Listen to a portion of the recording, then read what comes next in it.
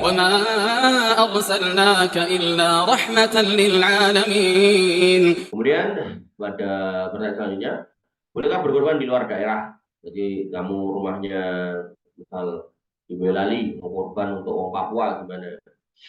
Adakah dalil yang menyatakan bahwa berkorban di tempat sendiri atau sunahnya menyembelih sendiri atau melihat hewan korban yang disembelih? Sedangkan ada daerah yang jauh dan kita tahu sangat miskin dan sangat membutuhkan sehingga kita akan menyalurkan korban ke tempat itu. Maka jawabannya, sunahnya memang kita menyembelih korban kita sendiri. Gunakan dalam sebuah riwayat, Nabi SAW menyembelih 2 domba yang gemuk dan bertanduk. Beliau menyembelihnya dengan tangan beliau sendiri. Beliau membaca tasmiyah, bismillah, dan bertakbir lalu meletakkan kedua kaki beliau di situ keduanya. Ini yang lebih utama. Namun demikian kita juga dibolehkan untuk memindahkan korban ke tempat yang lain yang jauh membutuhkan, mungkin karena kemiskinan atau kekurangan atau bencana kelaparan dan sebab lainnya. Syekh bin Baz pernah ditanya, sahkah saya transfer jumlah uang untuk membeli korban dan korban tersebut disembelih untuk fakir miskin di luar daerah? Beliau tidak mengapa jika seorang menyembelih untuk keluarganya atau berkorban di luar daerah, akan tetapi berkorban di tengah-tengah keluarga itu lebih afdal. Jika seorang berkorban di rumahnya lalu ia makan di rumah orang kita. Ini karena mencontoh Nabi SAW karena itu ketika berkorban dilakukan di tengah-tengah keluarganya lalu dimakan dan diberikan kepada yang lain. Dan jika ia ingin berkorban yang lain di lingkungannya atau di seorang miskin di daerah lainnya, tetap mendapat ganjaran yang disalurkan tersebut dan diteruskan. Poinnya adalah ketika kita mau berkorban untuk orang lain, maka pastikan dulu sekitar kita aman.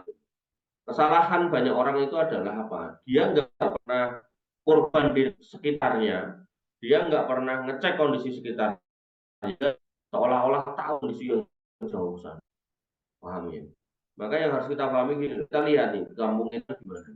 Kampung kita korban kambingnya tuh sampai 500 ekor, makan daging kambing, kayak makan daging kambing. Ya, kondisi seperti itu akan berpindah.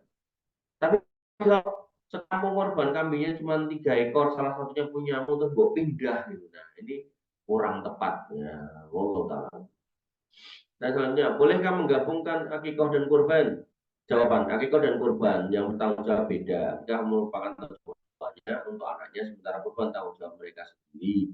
Oleh karena itu, jika si A belum diakikoh ayahnya, kemudian di tahun ini si A hendak berkorban, maka dia tidak tanggung jawab untuk akikoh terlebih dahulu. Jadi akikoh itu urusan orang tua.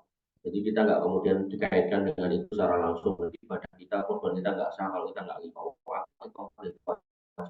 Maka karena kita tanggung jawab bapaknya dan bukan tanggung jawab anaknya, sementara yang menjadi tanggung jawab anaknya daripada korban yang ia laksanakan, maka pada penjelasan para ulama, orang yang belum diakikah sewaktu kecil boleh melakukan korban, karena akikah bukan syarat sah korban.